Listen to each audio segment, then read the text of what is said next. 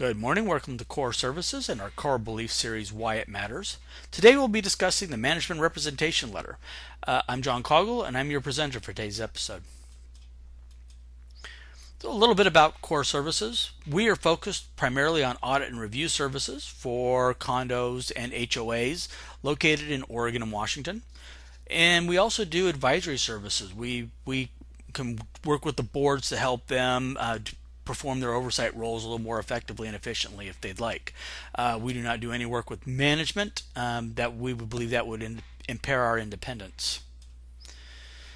So today's topic is the Management Representation Letter, and it's really important to understand the fact that under generally accepted auditing standards, the auditor is required to receive a written representation letter from management. The failure to prepare one and sign it is actually essentially grounds for us to consider withdrawing from the engagement, disclaiming an opinion, or maybe if we're all lucky we can get to some sort of qualification of the financial statements. But typically when no one wants to take responsibility, the auditor essentially decides that it's time to withdraw from the engagement.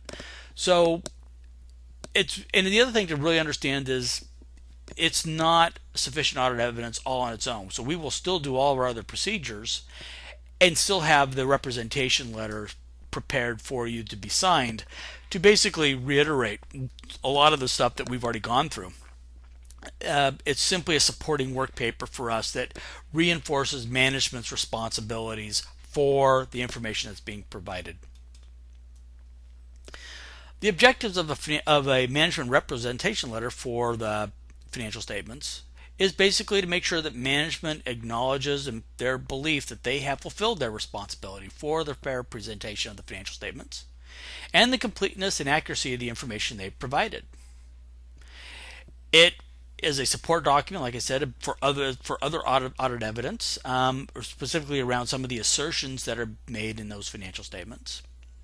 And it enables us to respond appropriately to management's statements or potentially lack of statements that may be critical to us to be able to sign off on a financial statement.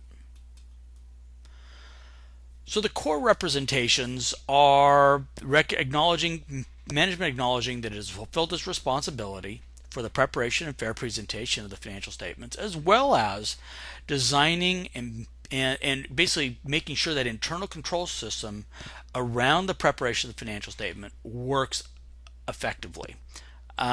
We talk about this quite a bit.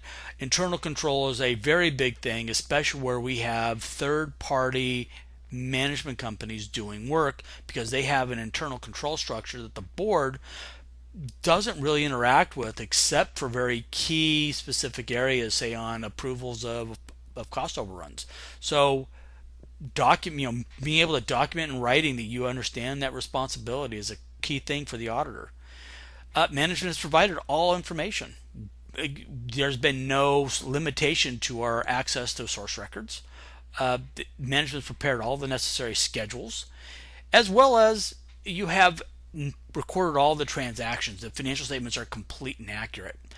And then finally is a representation about fraud and their management's responsibility for creating a system which is designed to detect and deter fraud, and that if it is in fact caught or somebody suspects it, that the appropriate level of management and oversight is informed. Management is responsible for that. It's not the auditor's responsibility to identify fraud. The auditor never looks at enough transactions. The other thing is we don't rely upon the internal control structure. So things could happen, and if management isn't testing and evaluating their own internal control system, it's really hard for the auditor to come back in after the fact and determine whether things are correct. Other additional representations are the fact that the business or the association is in compliance with laws and regulations, that misstatements are immaterial. You might notice something. You may have seen the accounts receivable might be out of balance by $25. The management is representing the fact that that is an immaterial difference and everyone's okay with it. litigation, claims. Management receives this information, not always the board, and the auditor is only going to know essentially what we can ferret out from talking to people or from reviewing files. Significant assumptions when it comes to estimates. Bad debt, especially for us, is a big one. Where there's depreciation, is the life appropriate? And then obviously we get down into those of things that happen after the end of the fiscal year and through the date of the audit, the subsequent events. Have you disclosed them all to us? And then finally, selection of accounting principles and policies so that we can make sure they're adequately disclosed in the financial statement.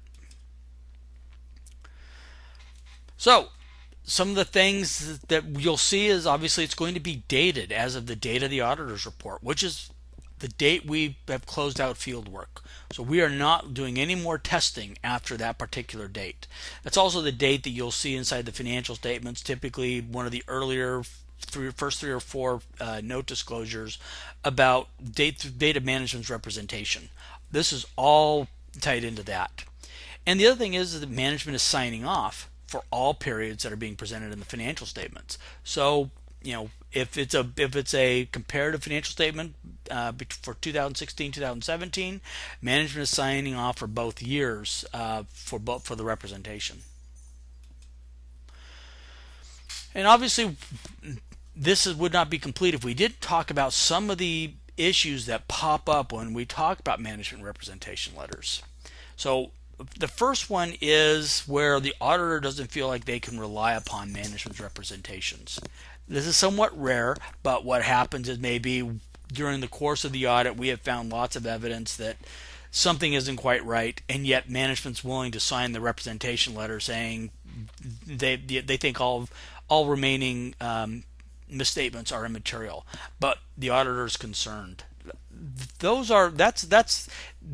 gets down to management's integrity, and if the auditor doesn't feel like management has integrity, it's really hard for us to do that job.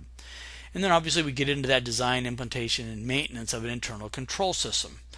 And if management won't take responsibility for that, but they're willing to sign off on it, again, it leads the auditor to worry that they can't be relied upon. More often than not, what we'll actually run into is management doesn't want to sign a representation letter. A couple of the main reasons: maybe the management company stepped in just a few months ago, and they don't really know what happened in the prior period because they weren't the management company then, so they don't want to take responsibility. And maybe it's there's a management is not quite certain where the dividing line between their work and the board's oversight is, and so we're trying to frame a conversation around who's going to be responsible. And obviously, when these things happen, one of the things is we do try to stay in constant communication with the board about what we're asking for in a representation and potentially what is management's concerns. We do try to work out a compromise. If it's specific language, we can try to work around it as long as we get the basic representation is, and we feel like management really understands what they're representing to. And push comes to shove, we can modify that auditor's opinion. We can qualify, we can disclaim, and if it's absolutely necessary, the auditor may need to withdraw. We've always tried to avoid that. Like I said, a lot of times it's just a matter of educating the management company about what the representation letter is trying to accomplish and how it's in their best interest to get it done. We hope this has been helpful. As always, you can contact us through the web, core-acct.com. You can contact us on Twitter or through LinkedIn. Anyway, thank you very much. Hope you've enjoyed our presentation, and we look forward to providing more information to you in the future.